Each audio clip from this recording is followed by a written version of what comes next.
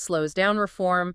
It's trying to force the old broken system to work by just applying more pressure. Right. Hitting the dead horse harder isn't going to make it run.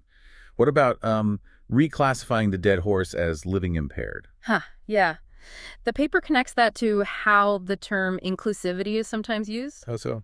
The argument is that inclusivity gets invoked to legitimize bringing back these political figures who don't have current electoral backing. So it's like relabeling the problem instead of fixing it, pretending the horse isn't really dead. That's the interpretation in the source. It's seen as a way to sort of cosmetically preserve elements of the defunct system rather than fully moving on, using positive language to mask the propping up of the old guard. Okay. And the last one mentioned is appointing a committee to study the horse. Yeah, the paper sees a pattern here too. It notes that often when electoral terms are ending, some international partners push for more negotiations, more talks. Instead of just letting the elections happen according to the new laws. Exactly. Instead of sticking to the constitutional calendar and the laws passed inside Somalia. And the paper views these calls for endless talks as the committee. It argues that these interventions, whatever the intention, often just lead to delays.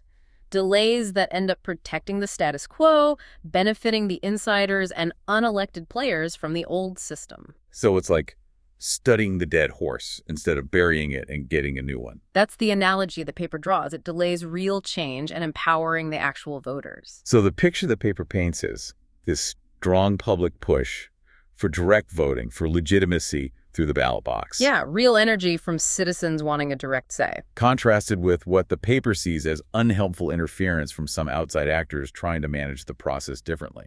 That's the central tension highlighted. And the paper is quite specific about which actors it sees as interfering in this way. Okay, who does the source name? We should be clear, this is according to the source paper. Yes, absolutely. The paper mentions the US and UK embassies and also representatives from the UN mission, UNSOM. Specifically, the UN Special Representative of the Secretary General, the SRSG. And what negative impacts does the paper claim their actions are having? The source argues these diplomatic practices undermine the reforms Somalia's own institutions are trying to implement by inadvertently giving legitimacy and influence to unelected opposition groups and basically blocking or slowing down the implementation of the election laws passed by Parliament. And this brings us back to that idea of inclusivity being used strategically. Right. The paper argues that in this context, the push for inclusivity isn't always about broad fairness, but sometimes becomes a tactic. A tactic to do what? To reinsert these former political figures, the ones without a current popular mandate, which, the paper says, just reinforces the old elite, control the dead horse system, and makes people more cynical. Okay, so all of this leads the paper to make a strong argument about sovereignty, doesn't it? A very strong argument. It insists that for Somalia's transition to succeed, its sovereignty has to be respected. Meaning its institutions need space to work. Exactly. The parliament, the government. They need the autonomy to implement the laws they've passed without constant external pressure to renegotiate or bring back elements from the failed past. Let the new system breathe, essentially. And that's the idea. Trying to graft parts of the dead horse onto the new vehicle, the paper says that just won't work. So what does the paper consider helpful international engagement? Is there a role? Yes, it suggests constructive support is welcome, but it has to be support that empowers Somali institutions and citizens. Not undermines them. Critically, not at the expense of the public's will or their elected representatives. It's about supporting the dismounting, not trying to get the dead horse back on its feet, letting it finally rest. Which brings us towards the end of this deep dive and the paper's conclusion. It sounds like it presents a pretty stark choice. It really does. The paper sums it up by saying Somali citizens, through registration, and the parliament, through law, have made their choice internally. The ballot box. Direct democracy. Yes. That's the path chosen from within, according to the source. And now, the paper argues, the international community faces its own stark and unambiguous decision. Okay, what are the two paths it lays out? Path 1. Genuinely support Somalia's move to accountable, people-driven governance.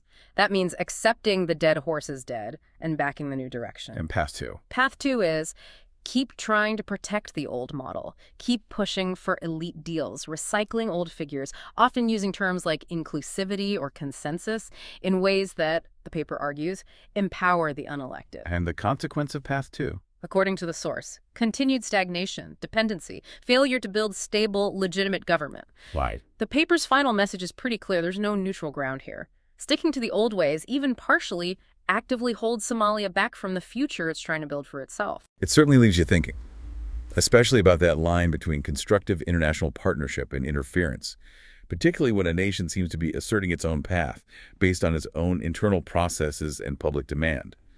How do external actors balance principles like inclusivity with respecting democratic mandates that emerge from within? It's a complex challenge, highlighted very sharply by this analysis. Indeed. A really fascinating, if stark, perspective from this source. That concludes our deep dive for today.